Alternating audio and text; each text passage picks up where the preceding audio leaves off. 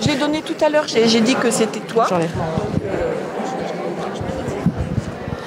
On était en train de discuter toutes les deux et vous attendez là. Donc voilà la parole à Anne. Merci beaucoup, Michel. Bonjour à toutes et tous. Alors, après les deux tables rondes de ce matin tout à fait passionnantes et pour lesquelles d'ailleurs beaucoup de questions ont été retenues, mais j'imagine qu'on va pouvoir les prolonger à partir voilà, d'un autre prisme qui va être le mien, qui est le prisme de la jeunesse. Voilà, oser rêver, oser se projeter, les imaginaires des jeunes pour la vie future. Alors j'ai cette tâche difficile durant ces 2 jours de nos entretiens d'essayer de faire entendre, si ce n'est la parole des jeunes, j'aurais bien voulu qu'effectivement elle soit entendue de vive voix et pour de vrai, mais peut-être de faire entendre ce que j'ai pu glaner dans les enquêtes, dans les lectures que j'ai pu avoir, dans ce que je connais aussi des jeunes, puisque je travaille beaucoup sur ces questions, de ce que peut être leur imaginaire. Alors, ce qui va nous intéresser, c'est que quand même le temps de la jeunesse, je le rappellerai, c'est quand même un temps de construction de son identité, de construction de sa destinée, de son insertion dans la société, plus largement dans le monde. Mais c'est aussi un temps d'espérance, un temps où s'ouvrent des possibles.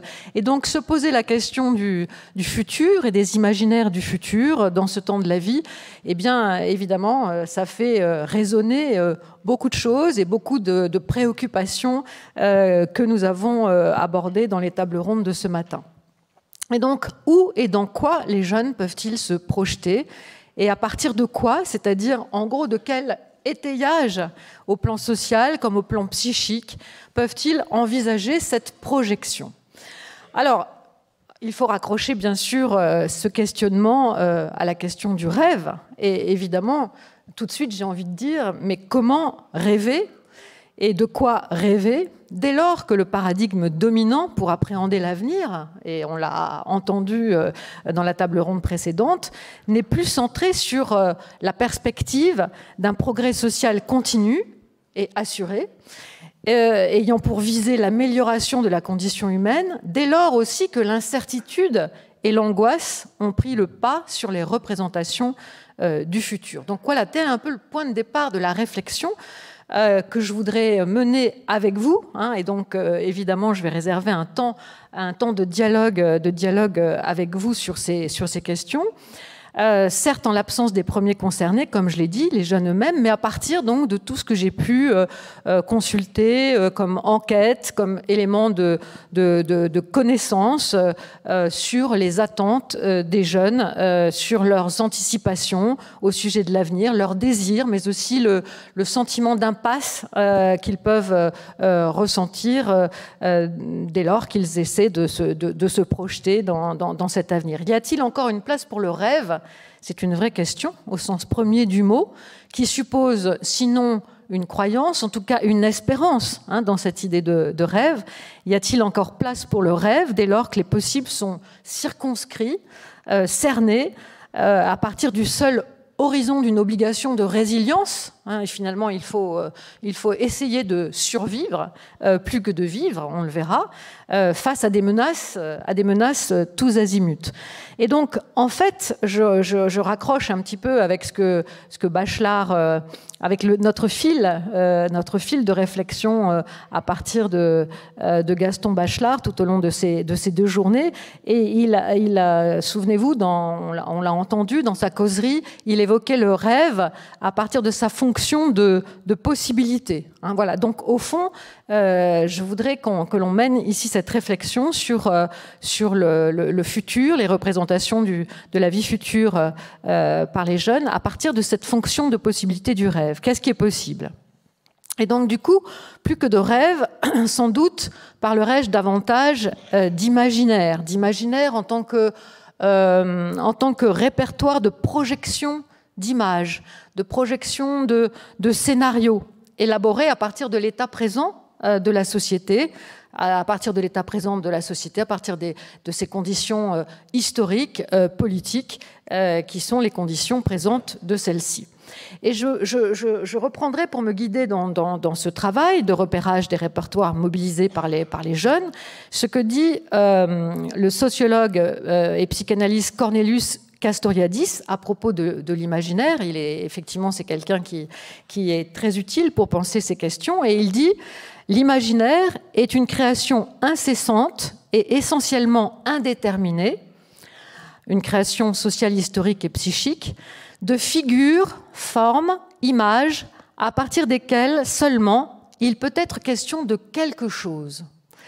Et c'est ce quelque chose en construction et indéterminé que j'essaierai de cerner avec vous, ce quelque chose qui recèle la part de rêve ou de cauchemar, qui ouvre sur la possibilité d'une projection. Donc là, on retrouve Bachelard, la fonction de possibilité, la possibilité d'une projection d'un futur plus ou moins proche. Alors, partons de cette notion d'étayage que j'ai évoquée tout à l'heure. Il me semble que ce mot est tout à fait pertinent dès lors qu'il se trouve associé au travail de construction de l'identité du sujet dans sa double dimension individuelle et générationnelle, personnelle et collective, qui prend corps dans le temps de la jeunesse, et tout particulièrement dans le temps de la jeunesse. La jeunesse, bon, c'est vite dit, c'est facile à dire, mais c'est quand même l'avenir. Ce sont les jeunes d'aujourd'hui qui habiteront le monde de demain. Ce ne sera plus nous, en aucun cas. Ce mot d'étayage me paraît utile aussi pour penser le travail de mise en forme et de préfiguration de ce que Castoriadis appelle les significations imaginaires du futur. Soit la construction, donc, de ce qui n'est pas encore. Le futur n'est pas là. À quoi ces significations sont-elles arrimées? Quels sont, effectivement, ce qui les étaient? Et Cornelius Castoriadis utilise la notion de magma pour signifier le foisonnement, la complexité, toute la multidimensionnalité, ainsi que le désordre consubstantiel de la production imaginaire d'une société. Et il évoque le magma de ces significations imaginaires, sociales, à partir duquel sont données de façon plus ou moins accessible les possibilités de se représenter le monde environnant et notre place présente comme notre place à venir dans ce monde. Alors voilà, donc je vais essayer de tenter de repérer quelques répertoires de signification ou matrices d'imaginaire ou de projection qui animent aujourd'hui la mise en sens du futur par les jeunes. Et j'en retiendrai 4 pour nous aider dans notre réflexion. 4 parmi ce qui me semble être les plus significatives dans la constitution de ces imaginaires. La première, c'est cette interrogation devenue omniprésente dans le débat public, mais aussi pour les jeunes, sur les limites des capacités de la démocratie à assurer le progrès social. Et cette interrogation devenue omniprésente a bien été repérée par plusieurs politistes, sociologues, penseurs. Je pense notamment à Yascha Mounk, qui évoquent les risques d'une déconsolidation démocratique. Et ces risques de déconsolidation démocratique sont tout à fait perceptibles dans le renouvellement générationnel. Dans les jeunes générations, effectivement, cette déconsolidation démocratique est palpable. Pour les jeunes, la démocratie n'est plus le seul horizon d'attente ou d'espérance au plan collectif, et l'attractivité, soit pour des régimes autoritaires ou des leaderships populistes, a tendance à se renforcer au fil du temps. On l'a entendu ce matin, la montée des régimes populistes, voire autoritaires, partout dans le monde, mais aussi pas loin de chez nous, en Europe, et même ici, présentement, dans le cadre national. Eh bien, c'est une réalité. Et les jeunes ne sont pas étrangers à cette attractivité. Mais aussi, cette déconsolidation démocratique, cette mise en doute du bien fondé de la démocratie, elle peut aussi trouver d'autres débouchés, dans cette contestation que l'on observe aujourd'hui, notamment dans les jeunes générations, de la démocratie représentative, en tout cas de la représentation, de la désignation de la représentation politique qui justement ne représenterait plus les citoyens. Et donc la défense pour davantage de démocratie directe, mais aussi des modèles alternatifs de vie, dont les scénarios de science-fiction, par exemple, que les scénarios de science-fiction, par exemple, mettent en scène. Alors, donc la démocratie, elle résiste. Je ne suis pas en train de dire que ce n'est plus une idée dans les jeunes générations, mais elle est perçue comme incertaine et potentiellement comme impuissante. Et ça, je crois que ça qualifie un peu l'horizon imaginaire des jeunes pour le futur. Deuxième matrice d'imaginaire, me semble-t-il, c'est cette crispation que l'on observe entre les générations aujourd'hui autour de la question environnementale et l'affirmation d'une contre-offensive menée par les jeunes, d'une contre-offensive active menée par les jeunes envers les abus de pouvoir et le manque de responsabilité face à l'urgence climatique et au péril écologique, responsabilité des générations qui sont au pouvoir. En gros, les générations des baby boomers. Vous avez sans doute entendu parler de cette injonction souvent adressée par les jeunes, mais dans le champ politique notamment, et qui a été lancée par une jeune députée écologiste en Nouvelle-Zélande, s'adressant à l'Assemblée, au Parlement de son pays, et étant interrompue par d'autres députés qui mettaient en cause et qui déniaient finalement son droit à exprimer le péril écologique, et elle lui a rétorqué « Ok, boomer, sous-entendu, tu peux toujours parler, vous êtes complètement, non seulement hors champ maintenant, puisque l'avenir c'est nous, mais en plus vous êtes responsable aussi de la situation d'urgence dans laquelle on se trouve. » Donc la rhétorique « Ok, boomer » inverse l'ordre de la transmission et fait de la défiance envers les aînés une nouvelle norme de comportement comme la condition de la sauvegarde de la planète. Donc ça, je crois que c'est aussi une deuxième matrice qui conditionne l'imaginaire des jeunes. Troisième matrice que j'ai repérée, c'est cette insécurité, ce sentiment de vulnérabilité qui a encore été renforcé dans la période récente que l'on a évoquée à plusieurs reprises dans les tables rondes, période récente liée à la crise sanitaire et à la pandémie de Covid-19, qui a encore renforcé cette insécurité, ce sentiment de vulnérabilité, qui nous a obligés à définir une nouvelle grammaire d'attitude de comportement avec les autres, donc avec l'autre, et qui a profondément, c'est le sens d'un travail que je viens de réaliser et qui a fait l'objet d'un livre, qui a profondément changé les conditions de notre altérité. Et les jeunes, évidemment, ont beaucoup souffert de cette période. Maintenant, on le voit, on n'en est pas sorti, d'ailleurs, malheureusement, de cette période, mais toutes les études montrent qu'il y a eu beaucoup de souffrances physiques, de souffrances psychiques, mais aussi d'incidences réelles sur les parcours professionnels, sur les parcours de formation, dans un temps qui est celui de la jeunesse, qui est le temps de l'ouverture aux autres, le temps de l'expérience, le temps de la spontanéité, le temps de la prise de risque. Alors qu'est-ce que c'était pour tous ces jeunes de vivre dans un temps où ils devaient se refermer, se replier, s'interdire effectivement d'aller vers les autres, de ne plus se toucher. Donc tout cela, évidemment, a eu un impact dont on mesure peu à peu les conséquences. Et donc cette crise, ce sentiment d'insécurité, de vulnérabilité, dans un environnement multicrise, tous azimuts, parce que ça fait longtemps que les jeunes sont confrontés à la crise sociale, économique, à la crise politique, maintenant à la crise sanitaire, à la crise écologique, bien sûr. Donc, eh bien, ça brouille la visibilité que l'on peut avoir sur son avenir personnel comme sur son avenir collectif. Et l'incertitude est devenue un prisme au travers duquel se font les mises en sens et en forme de l'avenir. Et cela relève d'ailleurs d'une condition quasi antinomique, parce que comment, dans une situation tellement incertaine, se projeter dans un avenir dont on espère qu'il sera certain. Quatrième matrice, l'importance prise par la vie numérique. Ça, c'est tout à fait important et tout à fait important pour les jeunes générations. Et donc, la perspective d'une apocalypse cognitive, bien décrite par le sociologue Gérald Bronner, qui a effectivement fait tout un travail dont il rend compte dans un livre qui a pour titre Apocalypse cognitive, et qui montre bien le surcroît de mobilisation de nos cerveaux, hein, de notre disponibilité cognitive par effectivement tout ce nouvel espace numérique, toutes ces nouvelles fonctions d'échange et d'information, de communication qui n'est pas sans reconfigurer profondément les imaginaires. La technologie numérique conditionne les représentations de temps futurs, régies à la fois par davantage de contrôle social, possiblement en tout cas de contrôle social. Là aussi, bon nombre de scénarios de science-fiction sont arrimés à cela, et qui aussi entraîne un espace réduit, une marge réduite pour l'autonomie personnelle, puisque voilà, maintenant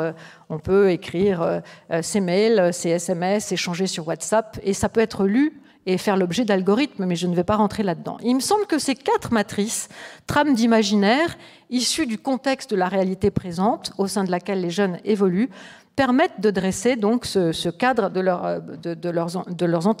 leurs anticipations de l'avenir. Mais avant, évidemment, je me pose la question que vous me poseriez, ou que vous allez peut-être me poser tout à l'heure, donc j'anticipe. Mais est-ce que c'était différent avant ? Est-ce que c'était différent dans les générations des années 70, les nôtres, quand nous étions jeunes ? Et il me semble qu'en guise de contrepoint, il faut en dire quelques mots. Était-ce si différent ? Alors je suis allée pour cela consulter les travaux des sociologues sur les jeunes à l'époque, et donc effectivement j'ai trouvé quelques contrepoints. Alors la grande différence, c'est que les jeunes étaient alors relativement optimistes quant à l'avenir collectif. Alors c'est pas difficile, on était dans une société en pleine croissance, hein, même si on commençait à dénigrer les excès de cette croissance, même si les dégâts engendrés par le progrès pouvaient être dénoncés, mais quand même. C'était la pleine croissance, le plein emploi, etc. On était dans un contexte social, économique différent. Contexte politique aussi différent.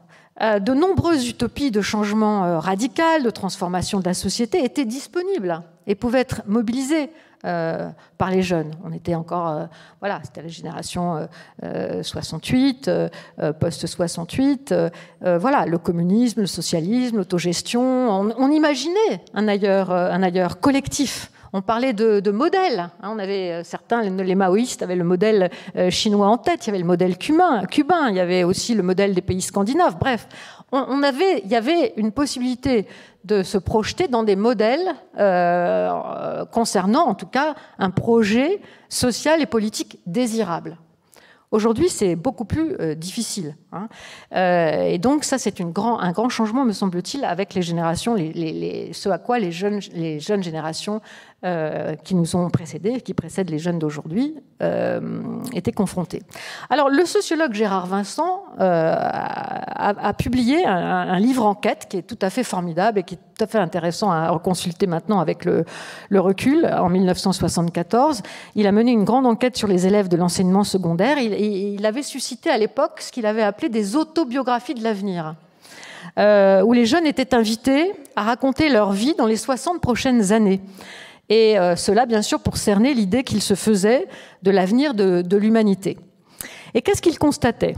Alors, ils constataient déjà, dans les années 70, une préoccupation pour l'avenir de l'humanité.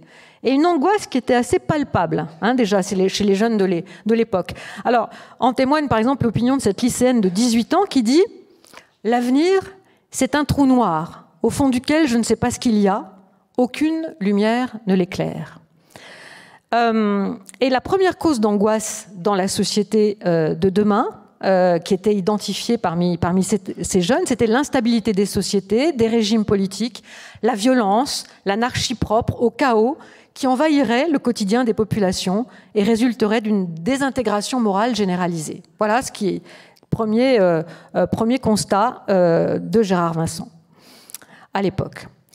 Il constatait aussi le souci déjà de préservation de la nature. Comme l'écrit d'ailleurs un jeune garçon de 11 ans dans son enquête, il dit « En 2000, donc on est déjà 20 ans plus tard, 21 ans plus tard, en 2000, les vaches ne pourront plus regarder passer les trains, ils iront trop vite.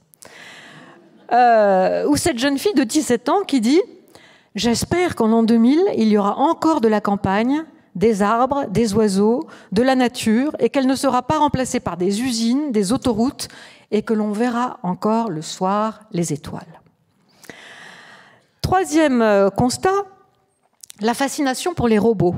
Alors ça ressortait beaucoup dans ces autobiographies de l'avenir. La fascination pour les robots, en même temps que la peur d'un basculement de civilisation que ces robots pourraient entraîner. Et en se substituant à nous, la machine cesserait de nous servir pour nous asservir. Ainsi l'écrit cette jeune fille de 17 ans qui, à l'époque, nous sommes dans les années 70, évoquait sa future vie de femme mariée.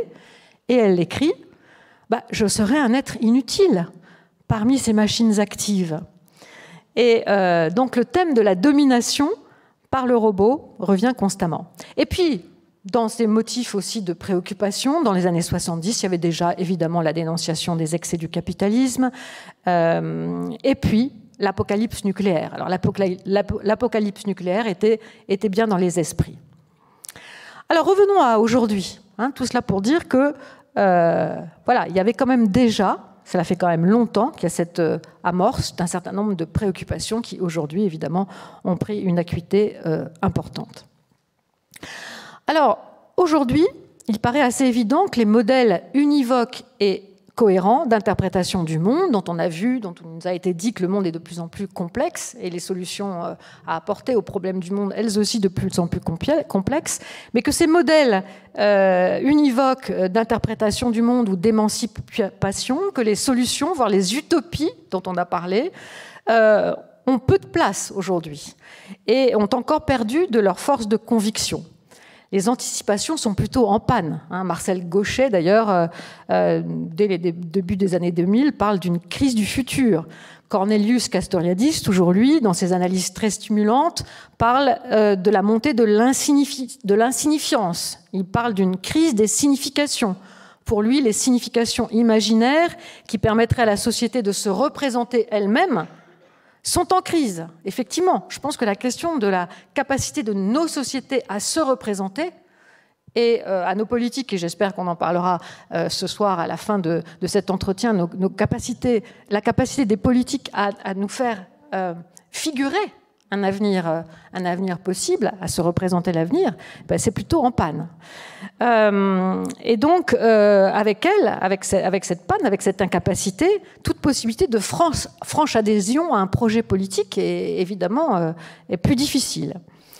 Donc, on est quand même dans un contexte différent. Et Frédéric Dabi, qui vient de faire paraître un livre qui s'appelle La Fracture, qui est un directeur des études politiques à l'IFOP. Il rend compte d'un travail mené sur plusieurs générations, sur le temps long, pour cerner les valeurs, les attentes, les comportements des jeunes. Il rend compte d'une chute du sentiment de bonheur chez les jeunes par rapport à ce qui pouvait être mesuré dans les années 80. Donc on voit bien que voilà, face à cette complexité, si les jeunes ne pensent pas forcément, n'adhèrent pas tous à l'idée qu'il y a un no futur, une absence totale d'avenir, en tout cas, ils adhèrent nécessairement à l'idée d'un monde incertain, sans doute trop incertain, et source d'anxiété généralisée. Alors, par exemple, pour vous donner quelques chiffres, comme je suis toute seule à contrôler mon temps, je fais attention. D'après un sondage qui a été réalisé en juillet 2020, donc il n'y a vraiment pas longtemps, 54% des jeunes Français, donc plus d'un sur deux, pensent que leur génération mène une vie plus difficile que celle des générations précédentes et pensent dans les mêmes proportions que celle des prochaines générations sera plus difficile encore que la leur. Et ça me semble être un résultat important, c'est-à-dire que vraiment, non seulement il y a un pessimisme par rapport à leurs conditions présentes, mais aussi qui entame et hypothèque la vie des générations futures. Et là, on voit bien qu'il y a un pessimisme collectif très important qui est installé, mais qui pour autant ne veut pas dire qu'il n'y a pas un relatif optimisme pour sa vie pour sa vie personnelle. Parce que quand on pose la question, par ailleurs, aux jeunes de leur confiance dans leur avenir personnel, dans leur vie personnelle, alors là, ils se montrent quand même plus positifs. Autre chiffre qui interroge, une enquête toute récente qui a été publiée la semaine dernière, alors menée auprès des tout jeunes, les 10-15 ans. Eh bien, 56% des 10-15 ans, largement plus d'un sur deux, soit les petits-enfants des baby-boomers, justement, sont persuadés que le monde de demain sera moins bien que celui d'aujourd'hui. Et les filles sont encore plus inquiètes à ce sujet que les garçons. Donc voilà, comment rêver, comment se projeter dans un monde dont ils ont quand même, beaucoup d'entre eux en tout cas, intériorisé l'idée que ce sera quand même moins bien que tout ce que nous avons pu vivre jusqu'à présent. Alors le philosophe Paul Ricoeur évoquait le croyable disponible d'une époque. J'aime beaucoup cette expression. Le croyable disponible d'une époque à partir duquel, donc, justement, peuvent s'enraciner les imaginaires, mais aussi les projections individuelles et collectives. Alors, que trouvons-nous dans ce croyable disponible de notre époque pour les jeunes ? Alors, les 4 matrices d'imaginaire que j'ai évoquées au début de mon propos sont peu ou prou bien à l'œuvre. Et dans les représentations du futur qui dominent et que j'ai pu repérer au travers d'un certain nombre d'enquêtes. Alors tout d'abord, le mot d'ailleurs a été évoqué ce matin, je ne sais plus par qui, mais l'éco-anxiété. L'éco-anxiété, les craintes liées à l'environnement, c'est vraiment de loin ce qui ressort. La perception d'une catastrophe climatique débouche sur effectivement ce qui a été appelé cette éco-anxiété généralisée, et qui est désormais partagée massivement par la jeunesse de différents pays dans le monde. Là, c'est vraiment transfrontière. Une étude récente de The Lancet, peut-être vous en avez entendu parler, publiée en septembre, là, donc à la rentrée, portant sur 10 000 jeunes de 16-25 ans originaires de pays développés comme de pays émergents, ont produit ces résultats et ces chiffres tout à fait saisissants. 75% d'entre eux, c'est-à-dire les 3/4, estiment que le futur est terrifiant, c'est le mot, et 74% des jeunes Français. 56% pensent que l'humanité est condamnée. Donc là, on est plutôt dans la version par rapport à la table ronde précédente de ce catastrophisme collapsologique. On va à notre perte.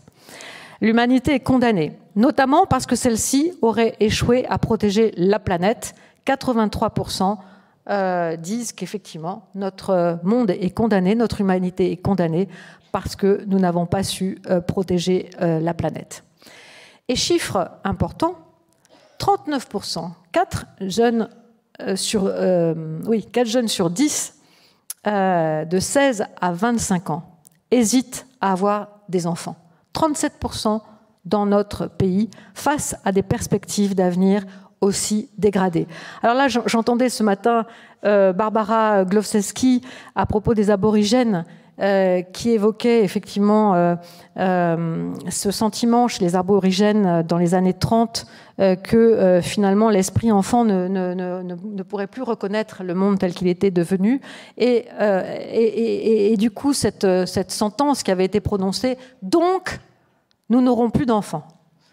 Eh bien, il y a peut-être un peu dans les jeunes d'aujourd'hui. Donc, puisque c'est comme ça, puisque vous, les générations d'avant, OK boomer, vous nous avez préparé ce monde-là, puisque les politiques sont impuissants à faire quelque chose, et ça a été rappelé ce matin avec les résultats de la COP de Glasgow, et ce petit changement de mots qui change tout, eh bien, donc, puisque c'est comme ça, nous n'aurons plus d'enfants. C'est beaucoup quand même, 37% dans notre pays. Alors, on peut gager que, bien sûr, ce ne sera pas la réalité vraie et que, bien évidemment, au niveau de faire confiance à l'élan vital, au niveau des énergies de vie personnelle, au niveau de la confiance que l'on peut avoir pour son destin, au travers des rencontres aussi qui se font et qui se forment et qui peuvent déboucher sur des enfants. Mais enfin, quand même, en termes...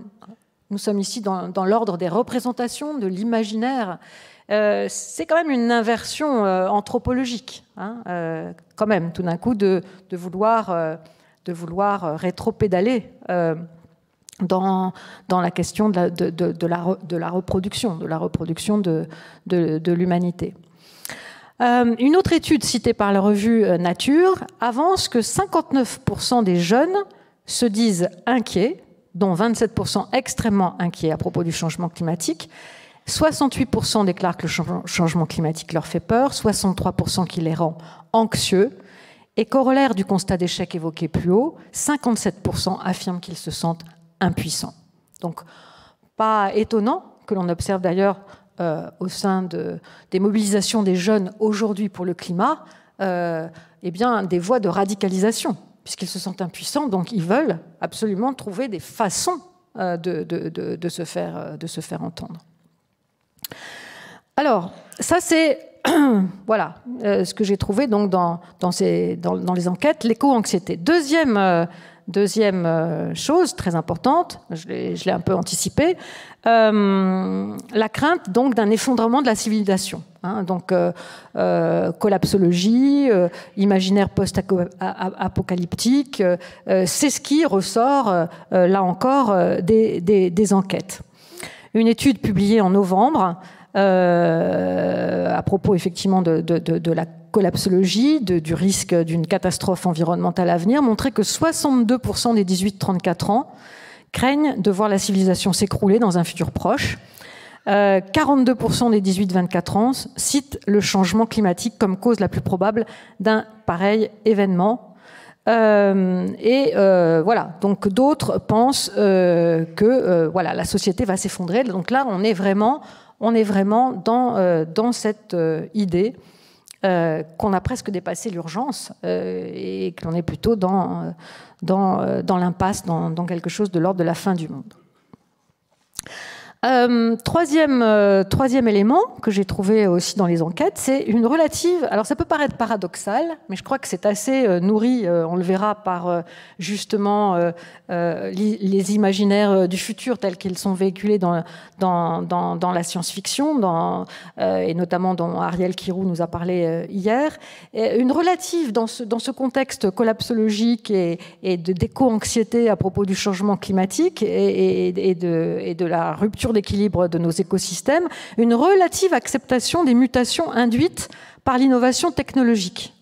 Et ça, je crois que c'est assez intéressant à souligner. Ils ont moins peur, finalement, que les générations précédentes de ces évolutions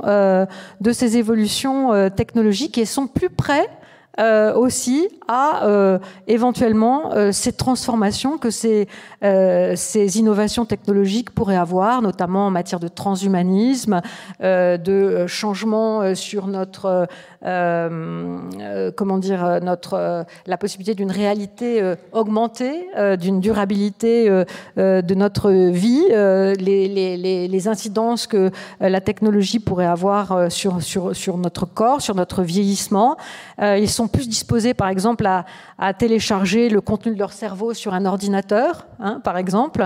Donc tout cela, ce sont ils sont plus ouverts, finalement, à ce que la technologie, paradoxalement, pourrait apporter à l'humain, et les craintes, en tout cas dans leur imaginaire, les craintes liées à ces nouvelles technologies apparaissent moindres. Et là, il semble effectivement que toutes les scénarios de science-fiction qui mêlent, très souvent d'ailleurs, la question d'un cataclysme environnemental, d'un collapse écologique, mais avec malgré tout une mutation et une maîtrise de la technologie, toutes ces dystopies technologiques qui sont centrées sur la problématique de l'intelligence artificielle. Donc là, je pense par exemple au dernier film Blade Runner. Bon, Ariel Kirou en a parlé hier, je vais pas revenir là-dessus, mais on voit bien que tout cela, à la fois le péril environnemental et la maîtrise de la technologie reconfigure des imaginaires à partir desquels envisager l'avenir. Bon, le succès, par exemple, d'un film tel qu'Avatar, certains blockbusters de la production, des productions hollywoodiennes se déroulant dans un futur éloigné, décrivent une Terre ravagée par la surexploitation, la surpopulation, la pollution, mais où l'humanité est parvenue à un degré d'avancée technologique bien supérieur. Donc voilà, là je pense que c'est aussi tout un registre de production imaginaire qui alimente cette culture populaire dans les films, dans les séries, dans lesquelles les jeunes puisent évidemment des ressources imaginaires pour envisager l'avenir. Et puis dernier élément, que j'ai trouvé dans les enquêtes pour définir effectivement c'est possible, enfin c'est croyable possible, dans lesquels puiser, c'est la question des guerres et des perspectives de conflits exacerbés dans un futur proche. Là, je viens de réaliser une enquête, l'Observatoire de la génération Z, qui montrait que 45% des jeunes Français âgés de 16-18 ans s'attendent à une guerre civile dans notre pays. C'est quand même beaucoup. 23% à une future guerre mondiale. Et la même proportion pense qu'une telle guerre pourrait toucher la France sur son sol. Un sondage réalisé par Ipsos pour le Comité international de la Croix-Rouge et portant sur un nombre important de jeunes, 16 288 très exactement, de 16 pays, âgés de 20 à 35 ans, indique que 47%, 1 sur 2, pensent qu'une guerre mondiale est probable de leur vivant, contre 47%, donc une guerre mondiale probable de leur vivant. Et une majorité de jeunes pensent qu'une attaque nucléaire se produira au cours de la prochaine décennie, et donc en l'occurrence dans la décennie 2020. Donc Michel Fouché tout à l'heure nous disait qu'il y avait une surenchère à l'arme nucléaire entre les États-Unis et la Chine aujourd'hui. C'est vrai que oui, en tout cas les jeunes ont totalement intégré cela comme une catastrophe possiblement majeure et comme quelque chose qu'ils devraient connaître dans leur vie. Au total, toujours dans cette même enquête, 42% des jeunes des pays en paix, actuellement en paix, parce qu'il y a évidemment beaucoup de pays en guerre, mais 42% des jeunes des pays en paix pensent qu'il est plutôt probable ou très probable qu'ils seront touchés, ces pays en paix, par une guerre ou un conflit armé à l'avenir. Alors voilà, comment conclure face à ces imaginaires du futur marqués par la peur, par la défiance des générations qui vont pourtant l'habiter. Une peur tous azimuts, une conscience en même temps très réaliste des périls encourus. Et évidemment, je vais finir ce bref topo sur ce constat d'inquiétude, de cette forte inquiétude du monde à venir qui transparaît dans ce tour d'horizon des perceptions et des anticipations que les jeunes ont du futur qui les attend. Cela peut évidemment confiner au catastrophisme et pas simplement au catastrophisme méthodologique qui a été évoqué ce matin, même si je pense que beaucoup de jeunes et de militants aujourd'hui et de jeunes qui s'engagent font des choses tout à fait formidables, et notamment de jeunes aussi qui croient à des modèles alternatifs de société au travers de la reconstitution de communautés alternatives. Il y a beaucoup de choses qui sont faites. L'aide, je ne sais plus qui évoquait aussi l'engagement des jeunes auprès de migrants. Bon, on voit bien que les jeunes sont aussi actifs, ils ne sont pas apathiques, ils sont engagés. Donc, ils peuvent utiliser le catastrophisme méthodologique pour relayer la portée de leur action politique. Mais ce qui est sûr, c'est que pour beaucoup, en tout cas pour la majorité silencieuse, celle qui peut-être ne s'engage pas, l'éco-anxiété, les catastrophes environnementales, la fin de la civilisation, un monde futur invivable, les guerres qui ne cesseront d'empirer, bref, tout cela, c'est quand même ce que les jeunes ont dans leur tête, et leur refus éventuellement d'enfanter marque bien un point de rupture qui pourrait peut-être précipiter la fin de notre humanité. Alors, je ne veux pas finir sur une note totalement négative. Je l'ai d'ailleurs laissé pressentir. Le grand défi est de réinventer du collectif. Et je pense que les jeunes générations peuvent être un moteur de réinvention de ce collectif. Et je pense, par exemple, profondément que l'écologie est vraiment un vecteur de politisation pour la jeunesse et dont la jeunesse se saisit. Il faut voir le succès des marches pour le climat emmenées par Greta Thunberg, qui était très jeune à l'époque quand elle a lancé ce mouvement, mais qui a entraîné des jeunes du monde entier dans son sillage. Et donc il y a évidemment des imaginaires collectifs qui s'imposent, qui peuvent être des niches expérimentales, non dénuées d'ailleurs de certains replis communautaires, régis par une obligation de décroissance radicale. On ne sait pas. Il y a des choses en tout cas qui s'essayent. On ne sait pas d'ailleurs si ce sera salvateur ou pas. Mais ces imaginaires de niche, de repli, marquent en tout cas un changement radical de notre devenir civilisationnel. Et le grand défi, donc, est de réinventer l'avenir. Et j'espère, moi, profondément, je ne veux pas finir sur une option trop négative, que les jeunes générations d'aujourd'hui, même anxieuses, même inquiètes, même se radicalisant pour certains segments, en tout cas, de ces jeunesses, vont pouvoir permettre de redessiner des lignes d'avenir à partir effectivement d'un nouveau contrat de civilisation. Voilà ma réflexion qui a sûrement été beaucoup trop longue.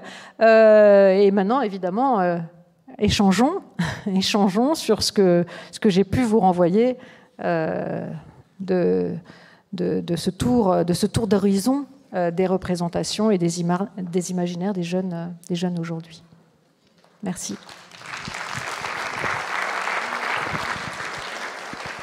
Et puis, n'oublions pas, toujours Bachelard, quelqu'un a dit hier que lire Bachelard, c'est toujours reprendre confiance. Donc reprenons confiance.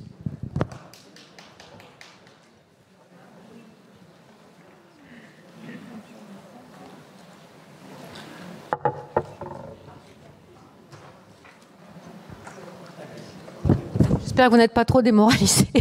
C'était pas l'objectif.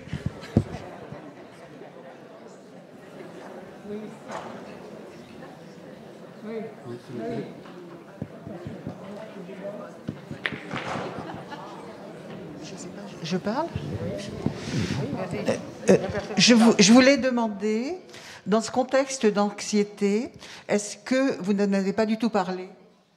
Est-ce que les religions sont pour les jeunes plutôt des sujets d'inquiétude ou au contraire de refuge ? Et par rapport à leurs aînés, est-ce qu'ils sont plus ou moins sous emprise des religions ? Vous n'avez pas du tout parlé de cet aspect religieux. Oui, merci de me poser la question. C'est vrai qu'il y a un besoin dans cette, dans cette quête de sens, dans cette quête de repères dont j'ai parlé, face à un monde de plus en plus complexe.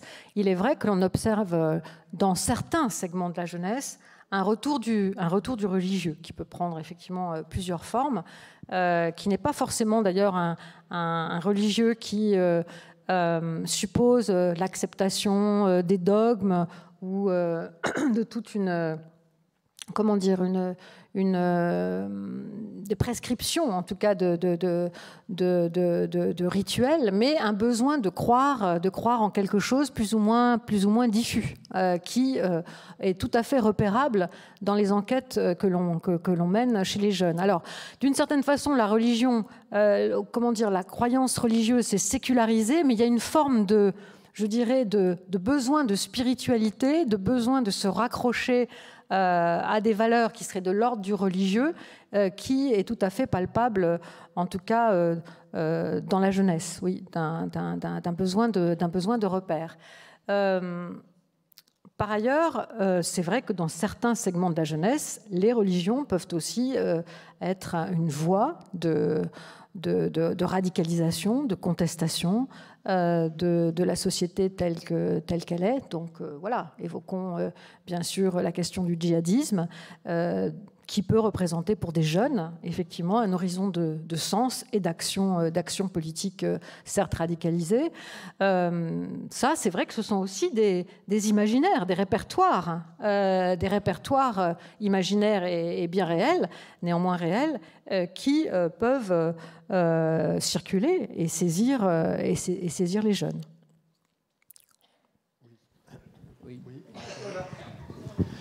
Oui.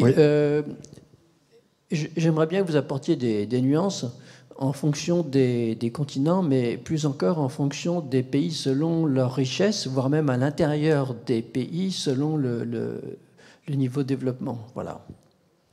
Vous posez une question trop difficile parce qu'il faudrait évidemment rentrer dans le détail. C'est toujours difficile quand on fait une intervention sur les jeunes. Parce qu'effectivement, il n'y a pas une jeunesse, il y a des jeunesses, et qu'évidemment, les conditions d'insertion sociale, culturelle, économique sont tout à fait déterminantes, et qu'on a toujours le mauvais rôle d'essayer de présenter dans sa globalité, dans leur globalité, les jeunes.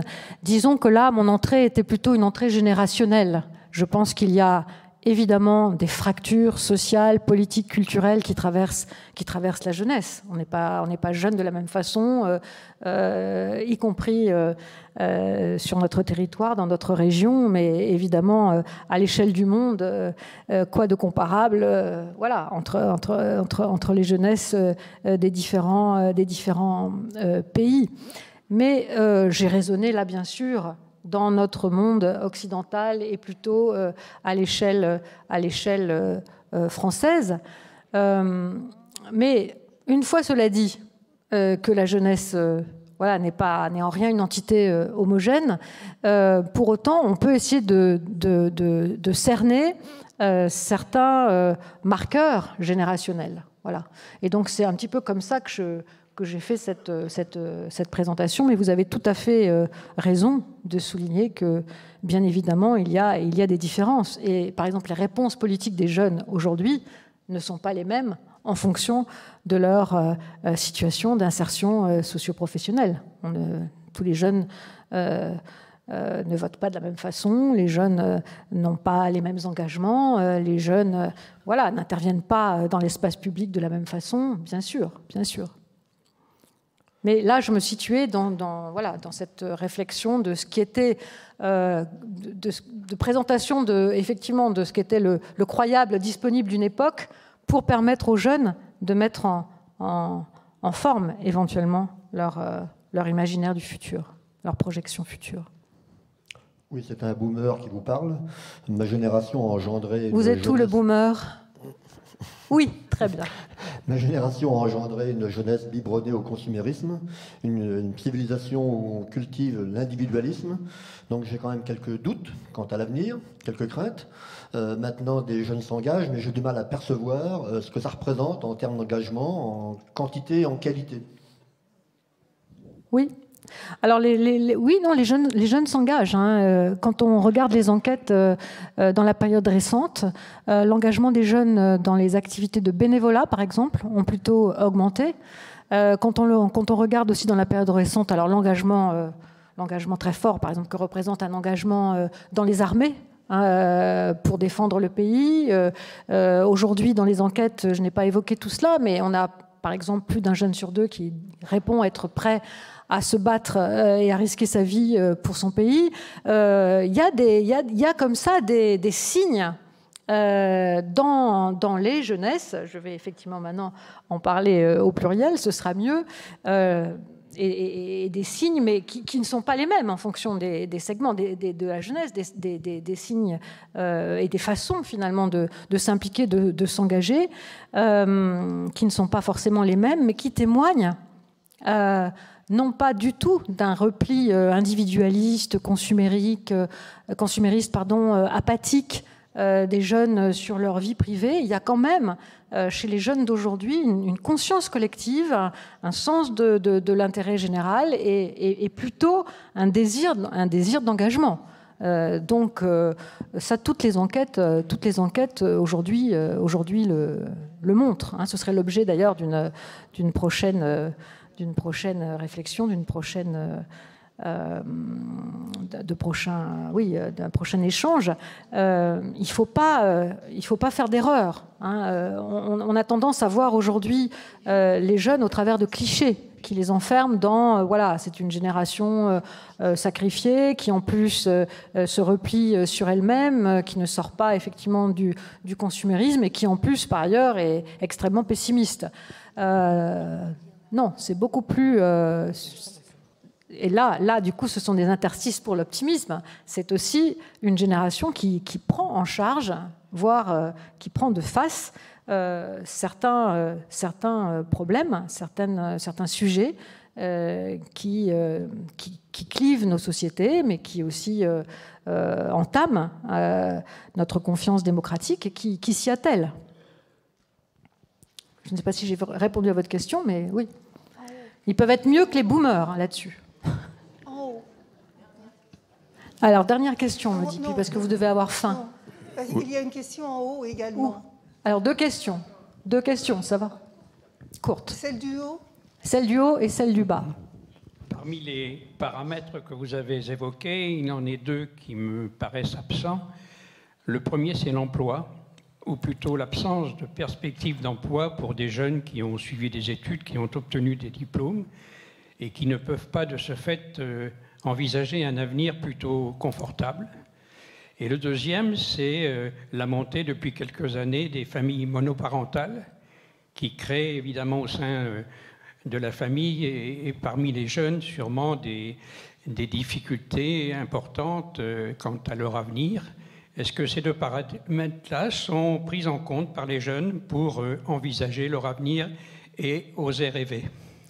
Oui, tout à fait, vous avez raison d'évoquer cela. Je suis passée très vite tout à l'heure en vous disant que les jeunes générations étaient confrontées à des multiples crises, mais y compris pour eux, la crise sociale, économique, qui sont en première ligne du chômage. Les conditions de leur insertion socio-professionnelle, notamment dans notre pays, sont vraiment très difficiles.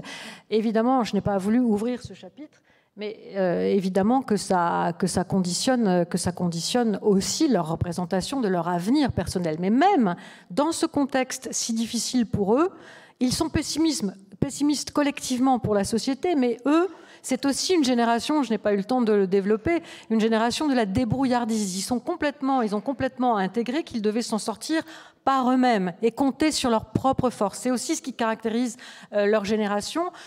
Individuellement, ils doivent se débrouiller. Ils savent qu'ils ne peuvent pas compter sur le système, sur les autres. Et même chose, c'est, je pense, une passerelle pour leur engagement collectif, parce que du coup, ils prennent aussi des initiatives sur le plan collectif pour se mobiliser.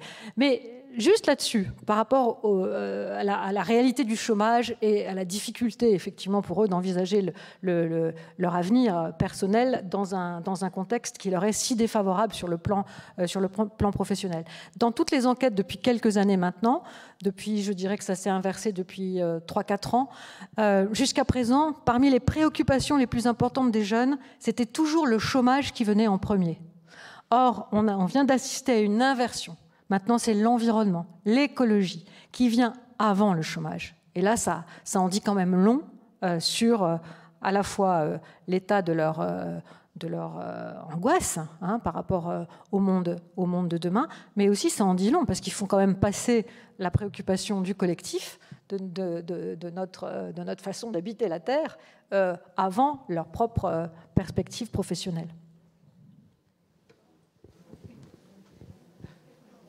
Il n'y a plus de questions. Si, alors peut-être une dernière. Pour faire écho à la question sur la religion, et pour préparer peut-être la transition avec cet après-midi, quelle est la place de la science dans les croyables disponibles de nos jeunes ? On n'en a pas parlé non plus, on a parlé de la technologie, mais c'est pas pareil, la science et la technologie. Quelle est la place pour une figure d'autorité de la science dans le futur des jeunes, dans leur tête ?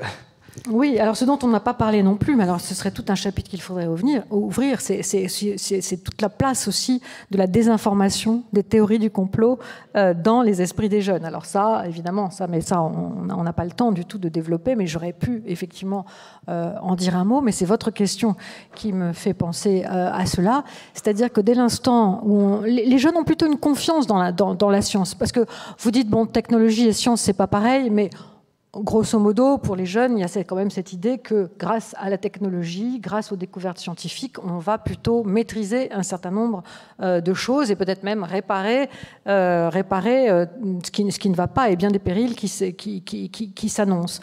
Donc, ils ont plutôt confiance dans la science. Il y a pas de... Mais par contre, là où le bas peut blesser, c'est qu'effectivement, certaines théories du complot qui pénètrent ô combien, mais dans les esprits des jeunes, ou plus exactement dans les pratiques numériques des jeunes. Il faut peut-être d'ailleurs distinguer les deux, mais pas seulement. N'oublions pas que ça pénètre aussi ô combien les cerveaux et les façons de penser des plus âgés. Alors là, effectivement, il y a des failles. Il y a peut-être des failles par rapport à la confiance dans la science. Merci d'avoir posé cette question. Merci à vous.